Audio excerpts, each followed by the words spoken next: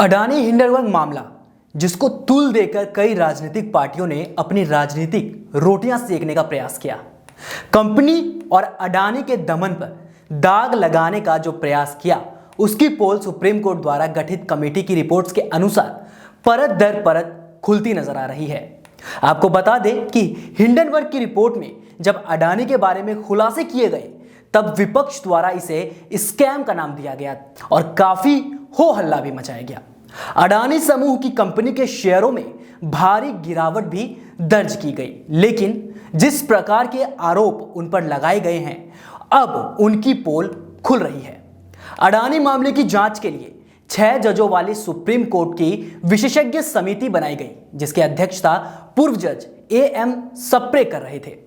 इस विशेषज्ञ कमेटी की रिपोर्ट में क्या खुलासे हुए हैं, बताएंगे आज की इस वीडियो में। नमस्कार, मैं अभिषेक स्वागत करता हूं आपका ओ न्यूज हिंदी में। इस कमेटी ने अपनी रिपोर्ट में कहा है कि वर्तमान में सेबी की ओर से मिले आंकड़ों और स्पष्टीकरणों को ध्यान में रखते हुए प्रथम दृष्टि में निष्कर्ष निकालना संभव नहीं है कि मूल्यों में हेरफेर या किसी तरह की नियामकीय विफलता हुई हो। यही आरोप हिंडनबर्ग समूह द्वारा अडानी पर लगाए गए हैं। इतना ही नहीं, विशेषज्ञ कमेटी की रिपोर्ट के अनुसार यह भी पता चला है कि जांच में अभी तक कुछ ऐसा नहीं मिला जिससे यह पता लगाया जा सके कि अडानी ग्रुप ने शेयरों के मूल्यों में कोई गड़बड़ी नहीं की थी। ना ही आर्टिफिशियल ट्रेडिंग या एक ही पार्टी द्वारा बार बार ट्रेडिंग के भी सबूत नहीं मिले हैं।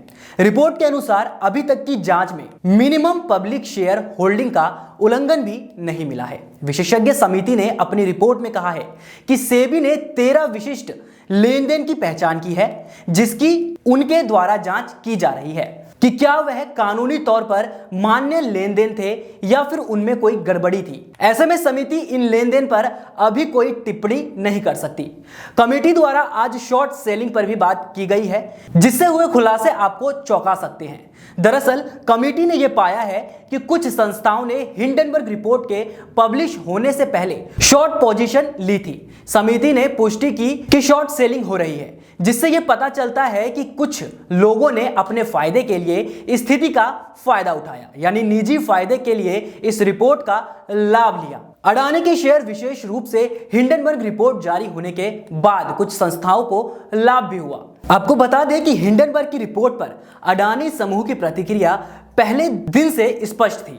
वो इस रिपोर्ट का खंडन करती रही। साथ ही साथ अडानी समूह ने इस स्थिति से निपटने के लिए मजबूत प्रयास भी किए। मसलन ऋण को कम करने से लेकर उनके शेयरों में नए निवेश को बढ़ावा देने और निवेशक बनाने के लिए समग्र प्रयास किए गए, जिससे अडानी समूह पर निवेशकों का विश्वास बना रहे।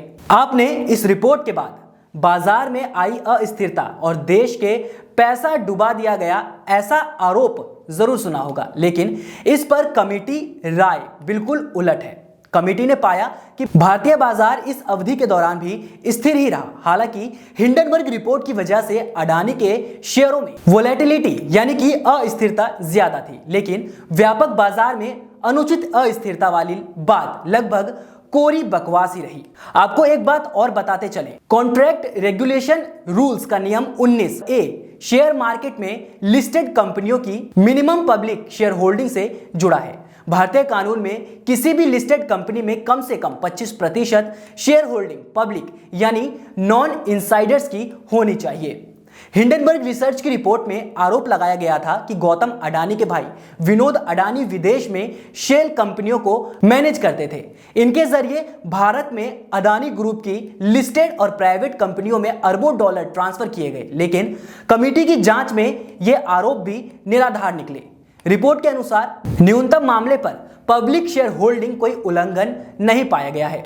कमेटी ने बताया कि अडानी ग्रुप FPI नियमों के अनुरूप समूह ने सभी आवश्यक चीजें बताई हैं, यानी इस मामले में किसी प्रकार के नियमों का उल्लंघन नहीं किया गया है। साथ ही साथ संबंधित पार्टियों से लेन देन के पारदर्शिता की बात की जाए तो समिति को यहां भी कोई रेगुलेटरी फेलियर नहीं मिला है। स्टॉक की कीमत में हेरफेर के विषय पर कमेटी की रिपोर्ट्स चीजों को और स्पष्ट करती है। रिपोर्ट्स के अनुसार अडानी ग्रुप ने शेयरों के मूल्यों में कोई गड़बड़ नहीं की थी, ना ही आर्टिफिशियल ट्रेडिंग या एक ही पार्टी द्वारा बार बार ट्रेडिंग के भी सबूत नहीं मिले हैं। कमेटी ने नोट यह किया है कि शेयर की मूल्य वृद्धि का श्रेय किसी एक इकाई या जुड़े हुए समूह या संस्थान को नहीं दे सकते। अडानी समूह के ऊपर हिंडनबर्ग की रिपोर्ट पर सुप्रीम कोर्ट द्वारा गठित कमेटी की अभी तक के खुलासे ये तो जरूर स्पष्ट करते हैं कि अडानी समूह पर लगे आरोपों का कुछ लोगों ने आर्थिक लाभ जरूर उठाया है।